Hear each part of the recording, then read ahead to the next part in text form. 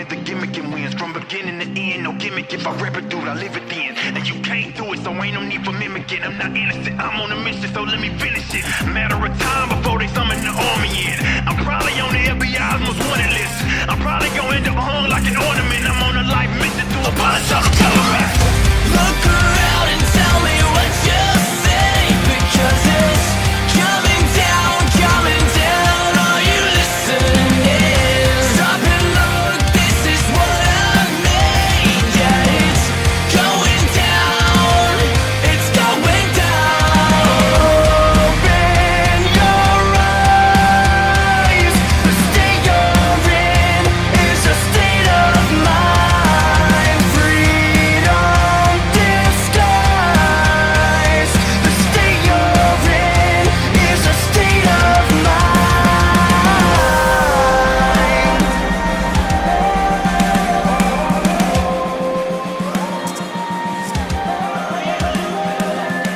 What's up? What's up?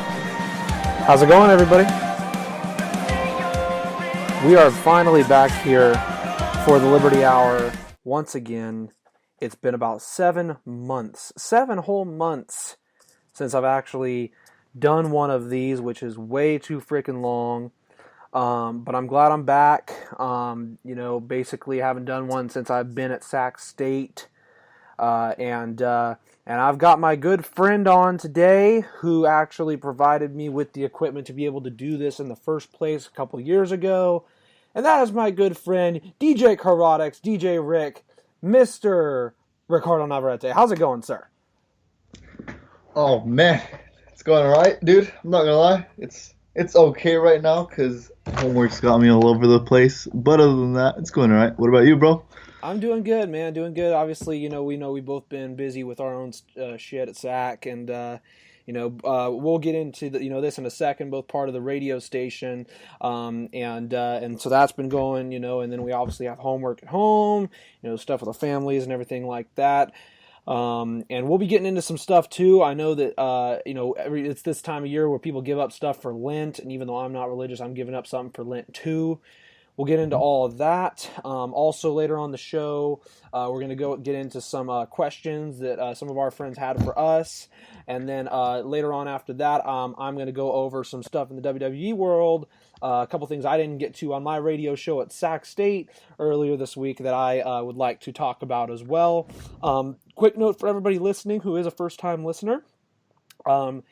Since I do this for free through a great provider in Spreaker online, I am only able to do these in 15-minute chunks, so it is going to be one podcast, but it's just going to be multiple parts. So I just thought I'd let you guys know if there's any sudden interruptions, it's because I have to end one part and go into the next. But without further ado, nice to be back on, and let's go ahead and get into this. So me and Ricky are both at Sac State. I came to Sac last fall.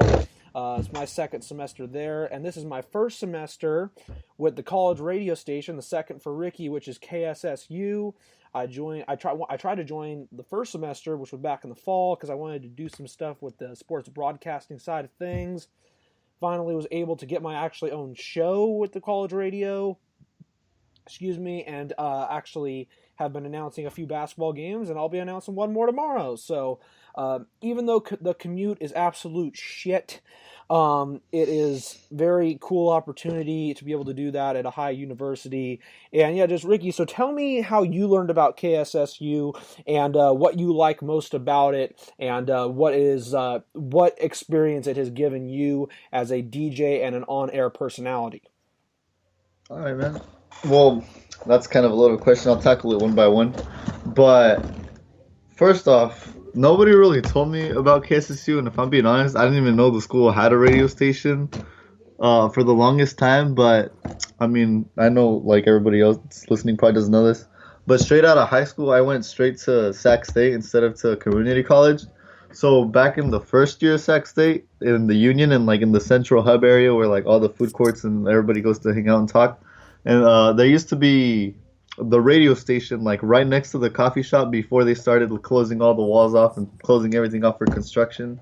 And like I'd always see people like talking through mics with like a bunch of CDs in the back behind a glass window and stuff. And I didn't know that was the school's radio station for the longest time because now I literally work in that same room. Well, yeah, because But you've been at SAC ever since, like you said, your first year. So this is your third year there. yeah. So this is literally we're finishing up our third year of college already. We're about to go on to our fourth next fall.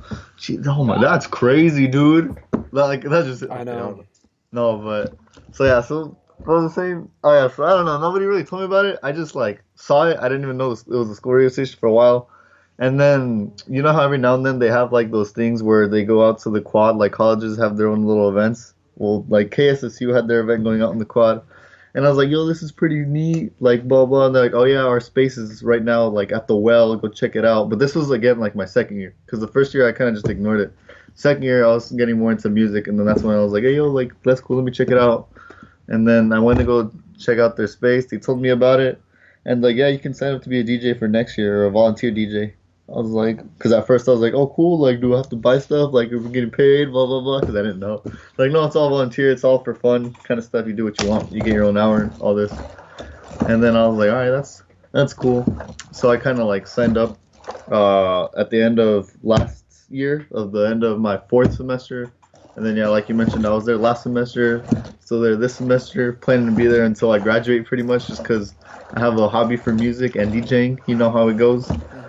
But what was the rest of your question? I'm sorry. Oh, I was just saying. So, like, what do you like most about being an on-air personality? What experience has it given you being like a DJ and everything? Like, just like how would you say like this experience has like has been for you so far? Okay, so honestly, dude, it's been pretty cool. Like I'm not gonna say it's been pretty crazy, it's been pretty exciting, or say it's been pretty boring, and none of that. Like it's just been pretty like nice. Like the pace, like I'm doing stuff over there, is pretty cool. Cause there's events I go to. I usually go to more of the remote events, not like the sports stuffs or the music party listening stuff. I'm doing more of the stuff where we bring out the big CDJs, the big controllers, and start playing music for everybody with the big old speakers and whatnot. And that's been pretty cool because like I've had a couple of people come to me and saying, "Oh, hey, bro, mix and match," or "Oh, hey, can you play this genre or this genre?" And then like a bunch of artists I've never heard about or a bunch of music I've never heard, but like they tell me to play it, so I play it, and then like, "Yo, this is pretty cool. This slaps," kind of thing. And then it started like helping me expand my horizons as a DJ working at the station. But in terms of having my own show, it's kind of helped me get like podcast experience. Cause I don't know, I'm not gonna lie. I used to roast you back in high school for having your own show, and I was like, dude, how can this dude talk in front of a mic and vlog and all this stuff? Like, this is weird. And at first, it really did feel weird. It felt super weird, like talking to myself, talking over a mic, like nobody being there with me to talk to me. But then, like slowly over time, working at the station, I was like, you know what? This is gonna be my future. I gotta do this. I gotta start getting ready for like interviews. I gotta start getting ready to go on tour next semester. All this stuff, just hype myself up and whatnot. But I mean, for sure, studio time has helped me turn more like be more confident about what I'm doing, and like just about like the way I think about how I make music or how I mix music, and then DJing with the radio station, like for events and stuff, like at Silent Disco, that event I did last semester that ran from like 10 p.m. to 1 a.m., where it was just a bunch of people partying and having fun at night. We were literally DJing for them. That stuff, all that stuff's fun stuff that just like helped me get like more DJ experience, and check out new underground artists that you just don't normally hear about and stuff as a DJ. Because this stuff's very important as a DJ. Again, as a sports broadcaster, you probably care less about all these underground artists and stuff. But like as a DJ, like I gotta good. like one up my game and like bring new stuff that you don't hear on the radio every day. But yeah, what about you, bro? How'd you learn about KSSU? Well, to be honest, I'm gonna be honest with you. I don't really remember. I'm probably think what happened is I was probably searching stuff up once I was transferring, and I probably learned about stuff that way, in terms of what opportunities there were for sports broadcasting. Because back at Sierra, I got to be a public address announcer, which is much different than being a play-by-play or color commentator for sporting events. And because I was with the athletic department there, I ran scoreboard for multiple sports, and so I was just like, I want an opportunity to do something like that, but I obviously want to do the more actual broadcasting role. And so I learned about KSSU, and basically I went to the first meeting in the fall. And I didn't know all the things you had to go through. I was thinking, okay, you know, maybe there's some sort of interview process or something, and then boom, you know, you've got, you know, a good chance to actually start, you know, interviewing for games and stuff like that. Mm-hmm. And then after the first meeting, which by the way was really cool, and a lot of great people in there with definitely some colorful personalities. You know, Quinn came up to me, who is our I don't know what you call him, our manager or director of KSSU, whatever. Yeah, I'm like, I'd say he's more of a director, like, honestly. Yeah. Anyway, so he came up to me and told me, you know, so this is how it works, you know, that, you know, you'll be able to go through this process, but basically I wasn't going to be able to do it for that semester, which kind of sucked, but at the same time, I was pretty busy with all the classes that I had, and I knew that I had an opportunity in front of me coming in the future, so I just stuck with it, stayed in touch, and once this semester came, you know, I underwent my 4 hours of training. I went and I did all my shadowing very quickly. I got everything done.